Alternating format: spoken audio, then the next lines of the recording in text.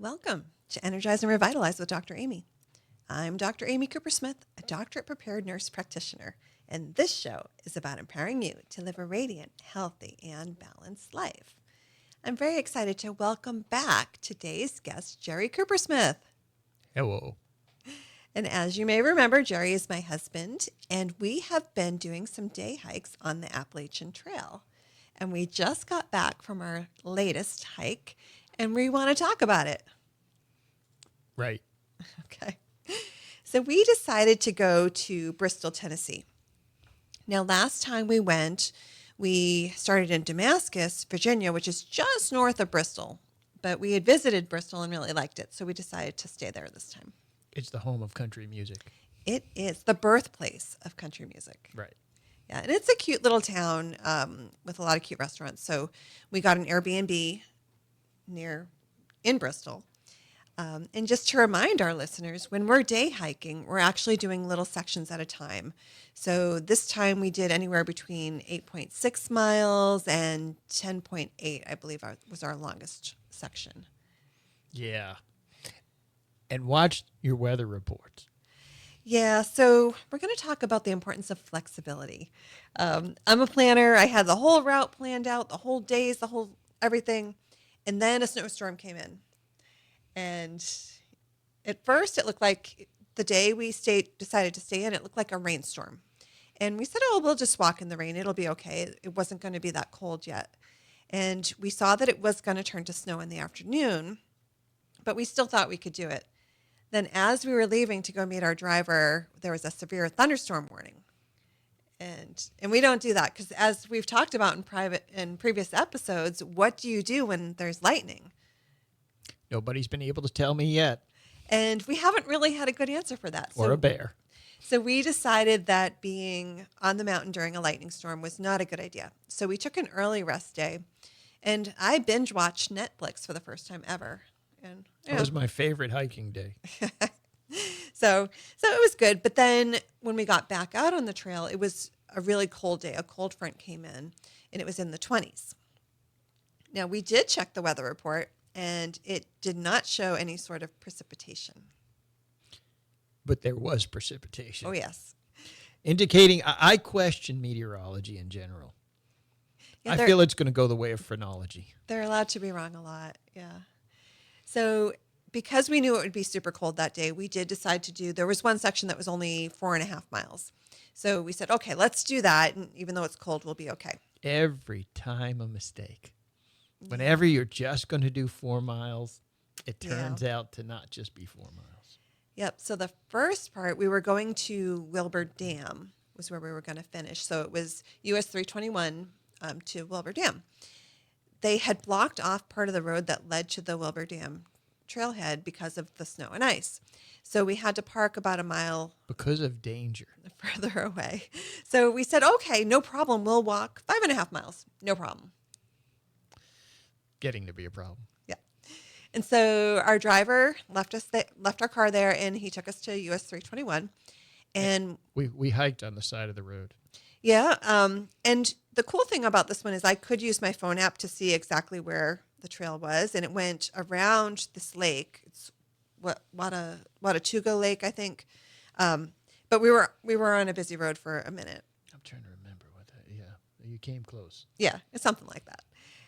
So we walked around the lake, and it was pretty. But just as our driver let us off, it started snowing, and we said, "Oh, just flurries. We'll be fine." And we took off. It got a little heavier, and then we found our way to where the trail kind of connected with the lake, and we still were supposed to go around the lake, but on the Appalachian Trail. But it had snowed the day before, and we couldn't see the trail. So we wandered off, and we knew we weren't on the trail because we couldn't pass. There were down trees and things. But it took us a minute to figure it out and figure out where the trail actually was. A little bit. On that day, there were two incidents of scary. Yeah. Right? Yeah. Two incidents of where we didn't know where we were. True. And it was snowing a lot. Yeah. So it wasn't too bad when we were actually on the trail because we had trees. We weren't that cold. We had multiple layers. I had more layers on than you did. But I had to take my jacket off. But that's not normal. Like I had, Hey, what kind of shoes I got? we did this again.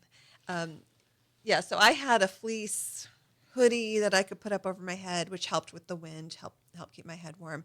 And I had a hat and in my mittens, and so I was actually not cold. I was hot. Hey, I want to give a shout out to this company called Oboes. Is it Oboes? That's what's on the side of my shoe. Because my feet stayed toasty warm the entire time. And I go right through puddles. I don't go around them or anything. And man, this keeps your feet nice. Yeah, and I actually did invest in a different pair of shoes prior to this trip because Well, when what are we your shoes? I don't know. But so when we went out before, I had trail runners on, and they were not waterproof, and the trail was wet during the fall. So I was expecting wetness. I was not expecting snow. However, those waterproof shoes did hold up quite Right? nicely in the snow. Right? One of Because the best surprises because there. we did have to trudge through some snow a little bit. Yeah. So anyway, so we lost the trail on this particular part of the hike. We found it again. It took a minute. Then we were okay. So then we got. You found it. Ye- You found it. I found it. Yeah. I would have perished. Well, you were asking for an Uber at that point. Yeah. So anyway, so then we got At the to beginning. the top of Wilbur Dam, which was actually beautiful. So it had pretty much stopped snowing by this point, or maybe it was a light flurry, and we could see like snow-capped mountains in each direction. It was really nice Yeah, during it that was. part. It was nice. But then we had forgotten to ping our car. So we had to park a mile from the trailhead, and we weren't sure which direction to go. So to the right, the road went down, which we knew we had to go down the mountain to get to our car. To the left, it went up slightly. So we thought we had to go down. And we went the wrong way. Always ping your car. Always ping your car. Remember that. Yeah. So we hiked a mile in the wrong direction, and then In it started snow. snowing hard, Like really hard. windy hard, and then we were cold because we weren't sheltered by the trees anymore. So we found a worker, I don't know, some kind of guy in a truck, and he pointed us back in the right direction. So we had to go uphill a mile, and we still weren't sure we had it right. So In Tennessee, there are these guys who look like mountain men, but they hang out in their trucks with federal plates on and stare. They're men who stare. I don't know what they do. If somebody from Tennessee knows what those guys are doing, and I'd like to know. yeah, I don't know what his purpose was, but He stares. yeah, he did. Men who stare. He did point us in the right direction. And eventually we did find our car. Wasn't that a movie? The Men Who Stare at Goats or something like that. Yeah. Isn't that a movie? Okay. I don't know. Anyway, so that day was eventful. So thankfully that's all we had for active snow. Now the next day we went from McQueen Gap back to Damascus. So in our previous show we talked about hiking through the town of Damascus, which was really cool. So now we just connected that part of Tennessee to Damascus, Virginia. And so our host or our driver dropped us off at Damascus Gap, and it was up a mountain. So there was still a lot of snow on the ground. And again, the trail was partially covered. It was kind of hard to see where the trail was. Yeah, the snow was really deep that day. Yeah. So now the phone But app. what's surprising is when you're like at that point just before you die, it's like you lose all cold. Like all it's very peaceful. I now know that if I freeze in the snow, I'll be okay. Yeah, so we didn't have hypothermia or anything even close to that. I may have. Though the beginning of that day was really cold because it was in the 20s again, but it felt colder than it did the day before. But then it went away, didn't it? Absolutely. It was yeah. there and you were insulated like an igloo. Yeah, once we started walking and we got our pace in, it was actually quite nice. The sun was out, and so it was making the snow sparkle, and so it was really pretty. It was very nice. Yeah. So our four-wheeler had been on the trail for about a mile or so in, and so we were walking in the four-wheel tracks, so it kind of compacted the snow, so that was okay. But then he had turned around, and we actually were walking like in 3 inches of snow. I just want to say one thing. Yay technology. Yay technology. Bring on AI. I like AI better than I like people. I just got to say, because you can see the trail as good. Don't buy anything. Your iPhone Well, can yes, guide you but through the trail. on that particular day, the phone didn't understand that we wanted to walk the trail, and it kept trying to tell us to go back to the road. So when I put in our directions, we thought we were going in the wrong direction, and we were not. But the phone kept saying, turn around. And that actually made you more anxious because the phone was saying that. I don't remember that. I don't have any recollection of that. What, I say, yay, AI. They're your friends when you have no one else who will speak to you. AI will speak and to you always want to have a paper map to run it by because you have your technology, but anything could happen to that. We could lose satellite, your phone could die. So we did have the backup paper map, and I knew that that day we needed to walk toward the Abington Gap shelter. And so when the phone kept telling me to turn around, I could see that the shelter was in the other direction, and I knew we needed to go that way. So, and I'm the one that's directionally impaired, and I'm figuring this stuff out. It's good for my neurons, I think. Okay. Yeah. Okay. So that day we decided wasn't that bad, right? No, that was a good day. It was cool because it came out when we got to the town of Damascus. It actually came out in between two houses. So we're walking in people's backyards basically to get off the trail. And I can imagine like during the height of hiking season when all the through hikers come in, like All that's these weirdos coming well, through, and that by that point they're all dirty and gross, like, but they're used to that, so it's no looking in big your deal. living room. Yeah, you could see right in their windows and stuff. Um, Yeah. yeah, so that part was cool. And then we kind of walked right into the town. So that was a good day. That was a good day. The next day, I don't know. So the next day was, and that ended up being the last day we hiked. We didn't tell you much about the first day because the weather, actually, let's backtrack. Day one, we hiked from TN 91, which is on a road, to McQueen Gap. And we did 10.2 miles that day. The weather was actually quite pleasant. It was 50s to 70s. The elevation changes were minimal that day. And actually, it was kind of boring because there wasn't much going on. But it was... It hurt really bad. I came home that night, so I guess it was I wasn't used to it. And so the first night I came back and my legs, it felt I couldn't find a comfortable place to lay down. I think you yelled at me in the middle of the night and said, "That's it," because I kept getting up because I hurt. And woke me up every time you opened the door. Right. Yeah. But so what happened was the day before that we had driven up to Tennessee, and it took about 10 hours to get there. And so going from sitting in a car all day to walking all day, I think that was a bit much. And originally, so we talked about flexibility. Originally, the plan was to do a shorter hike the first day, just because we knew we would have been sitting and we wanted to get our legs back. But then we saw the weather, and we had to make those adjustments. Also, the day that we ended up scrapping, our driver had something to do, and he wanted to meet us at 6 in the morning. And then we knew that the sun wouldn't come up until 7:30. Right. And that's when we were having weather, too. And then the weather was the final straw. Yeah, so you're going to be in the dark hiking. In rain and then thunder. But here's the thing. Yeah. I swore in my own mind, Yeah. I don't think I shared it with you, Oh. is that I will never hike during ice and snow. Oh. And so It's now... a little late for that. No, I know. I kept thinking about that the entire time, saying, I said I would never do this. I would never do this. And there I am doing it.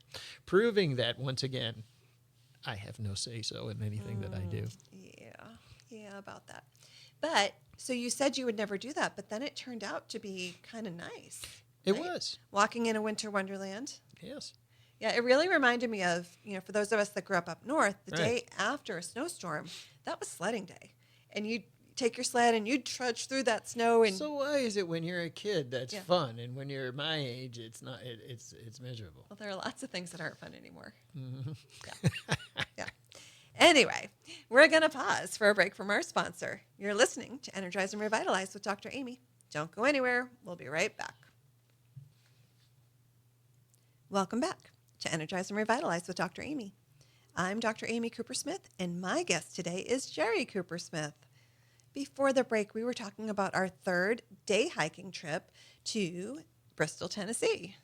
And this one was the most eventful of the trips we've done. And Weather-wise. weather-wise and everything, just getting lost and Oh, yeah. having to adapt. Um, And it not being that bad if you're lost. you just don't panic. Not and all those who wander are lost. Yeah. Yeah. So, I mean, it can be scary getting lost, but we knew when we weren't on the trail, we knew it. And so, we just had to kind of take a minute to figure it out. I'm anxious to tell about the next day. Yes. So this day, in some ways, was my favorite day. It was definitely the most interesting Is it day. because I suffered the most on this day? Perhaps. Is that why? No. So this ended up being the last day we hiked. We hiked from Dennis Cove Road to Hampton 321. So where we had started on the first day, or the second day. Anyway, so we're kind of connecting the dots when we do this, which is kind of fun. So it was only 8.6 miles. So really the shortest distance, because the day we described that was supposed to be 4.5, we ended up hiking about 8 with all those problems that we had. Anyway, so this day wasn't supposed to be that long, but we could see on the map. We knew. Yeah. We knew. You Yes. had said. Yes. You actually said, do we Yes. do the 11-mile one today, or do we do the one that looks treacherous and horrible? It just looked on one spot. There was a really steep, it was a mountain. You know how a kid would draw a mountain with a little thing? That's what it looked like on the elevation map. So we could tell that we were going to go up a mountain. For 2 miles. Straight. Yeah. Go Yeah. ahead. Go ahead. So it started out. We walked down this little trail to a waterfall, to Laurel Falls waterfall. Mm-hmm. And it was so pretty. Very and pretty. The snow had all melted at the bottom of the mountain, which we thought was amazing that the day before we had been trudging through snow. But we started out at a lower elevation. And so then we saw the waterfall. We walked along the river. We had to scale a rock and kind of get past this little ledge with a rock. There were footbridges, rivers. It was so pretty. And then... Oh, no, but before, Yeah. were you going to jump to the mountain?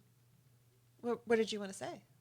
I ran into Oh, somebody yes. who I think may have changed my life. I believe. So it's I'm gonna also call him- about the people you meet on the Right. trail. I'm going to call him Scruffy. I don't know his We name. never got his name. But he was superfluous. Is that a word? Superfluous? He was just on the trail. Yeah. He didn't have to engage us at all. Yeah. But he did. Now, And this was the first day that we were hiking. well, this was the first day, Mm-hmm. so I've got it all screwed up. That's okay. Tell the story. This guy said, those people that have to do 22 miles in a day and all that kind of stuff, I don't care about those people. He said, I walk. I just walk. I've been up and down this trail so many times, and I just walk. Yep. It's never going to end. There's no beginning. There's no ending. I'm just walking. And I thought, So he's just about the moment. just about the moment. And I started relating that to everything else in my life. Everything else. How much time has been spent on a work day? Think about this, people. Think about this for a second. On a work day, you're working for the end of that day. When you produce a show, you're working to the end of that show, right? Sometimes even when you're on a work week, you work for the weekend. Yeah, it's always what's next. It's always what's next instead of this step, this breath, and this moment, right? And now I'm starting to think, I don't think I'm ever going to get off the trail. I know I'll never get off this Appalachian Trail deal, but still, I don't think I need to anymore. It's this step, and that's it. That's it. That's all there is. Will I have a step? I don't know. Yeah, The we'll way see. Trump's going, I don't know if there'll be nuclear devastation or what. But Okay. I have no guarantees. There are no guarantees to anything. There's just this step. That's all I got. Yep. And this guy also had a really cute dog with him. And we're dog people. And this guy was really friendly, and he wanted some belly scrubs. And, so we got to meet the dog, too. I probably enjoyed the dog more than the guy, but... He changed my life. Well, very interesting. Always learning. All right. So before you interrupted me, with this statement. no. So so we were hiking and it was very beautiful, very interesting. And then we started on an incline and we knew it was coming. And it actually wasn't that steep. It was just a long time. So 2 miles. yeah, yeah. So because it was over 2 miles, it was steep, but I've had worse. But You have? so, and it was just more monotonous. Like we're still going up, still going up. And every time I thought we were at the top, there'd be a switch back and we'd have to go See, up more. because you were trying to get to the I top was. See? instead of just being. And how on was your attitude during that particular part of the hike? I was a delight. I was cursing, and I Yes. wanted your book very much. He wanted to throw the book off the side of the mountain. I don't like up, but I'm practicing up now. Yes. Yeah. So now that you know, because that one was challenging, and I don't think, because we are doing a mountain next trip, and I don't think that one's going to be as bad. Blood Mountain. We're going back for Blood Mountain. Blood Mountain, Yeah. Georgia. So we purposely last time we were in Georgia, it was our first real hiking trip, and we said we're not going to do that this time. We're going to kind of get better at this before we tackle that. And it's 10.8 miles, and I think now we're 11 ready. miles. I think and you know what? It's a mental game too. So think of it as 11 miles because then when you're done 0.2 miles early, you're like, oh, that was it. Is that your advice?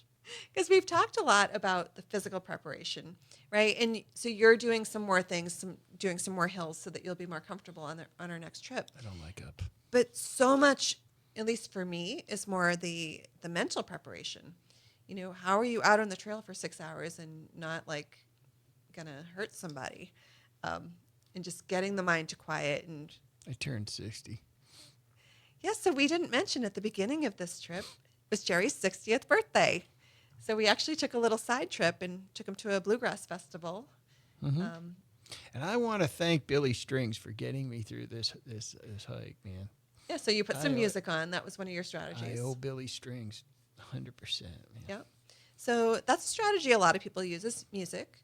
There's also podcasts. There's Audible books. So especially the thru hikers where they're doing this day in, day out, a lot of them do have something they're listening to. So Talking incessantly to your spouse. yeah.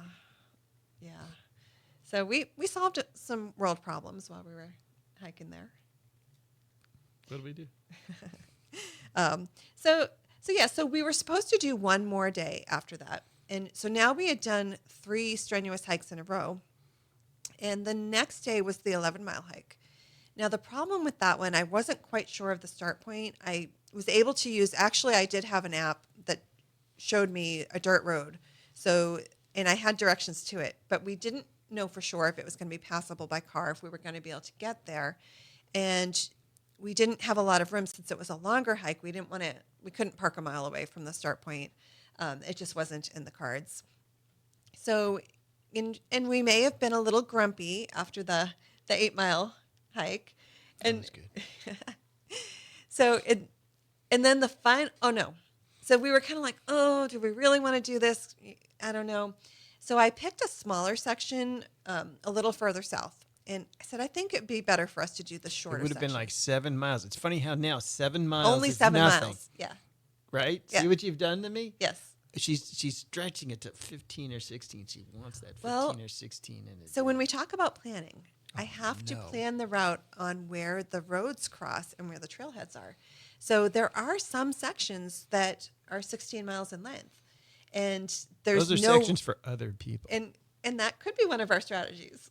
It's all about figuring out, a lot of this too is about knowing your partner. So if you're hiking with another person, do you go the same pace? Do you take breaks at the same time? And one of our differences is when I'm on an incline, I want to just get up it and I'll rest periodically, whereas you prefer to go up slowly. And vomit. So for me, if I'm going up slow, it's harder. So I might kind of use momentum and get up that hill and then wait for you. And that's just something like I hang off now rocks. that you know that, it doesn't give you anxiety when I go up ahead a little bit. No. Whereas otherwise you might be like, I'm slow a different down. person. I'm changed now. Yeah. I'm a different person entirely. Until the next incline. Right. No, but you did promise though.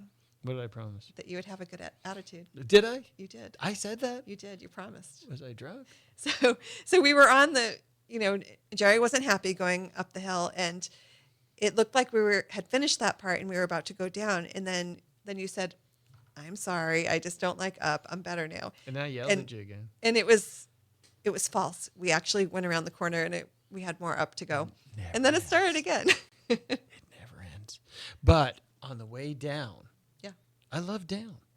Yeah. I love down. I don't know what it is. This downhill was okay. I love going down. Sometimes when the downhill is really steep, for me, it puts pressure on my knees, and I actually don't like that as much.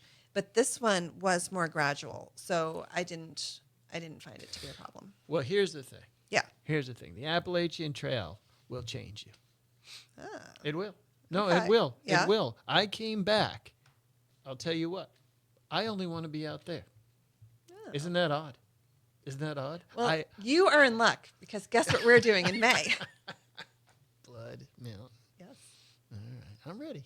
No, I'm ready. I'm ready. It may never end, but I'm ready.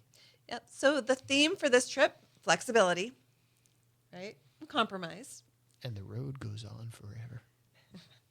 Well, we've got 2,000 miles of trail to hike, so I think we're going to learn more lessons along the way, but we'll get better as we go, but I'm sure we'll have more misadventure to share as well. Unlike Scruffy. He saved my whole life. He's changed my perspective on everything. And we're not sure of the man's name, but the dog was called Nero. I remember the Oh. dog and not the man. Oh, now you gave it away. Maybe the guy got pissed. I call him Scruffy. I don't think But so. now I can handle Publix. I realize that. I wasn't able to handle Publix before I left, but now I can handle shopping at Publix. So you feel like being away for a little bit kind of settled your mind, making you more tolerant No, to. it's this aisle, this moment, this breath. Okay, you are a changed man. I'm changed. All right. Well, thanks for being on here today to share our experience with our listeners. I know everyone likes to hear about how it's going. And thanks to our listeners for tuning in to Energize and Revitalize with Dr. Amy. What insights did this episode leave you today? Do you have advice for us? Send me an email at radiantpodcast2025@gmail.com. And listen, if your name's Scruffy and it's really not, I'm sorry. No, write in. Tell us what your Just, name really is. I'll be back next Saturday morning at 7:30 with more expert insights and practical strategies to help you live a radiant and healthy life. Until then, here's to your best life.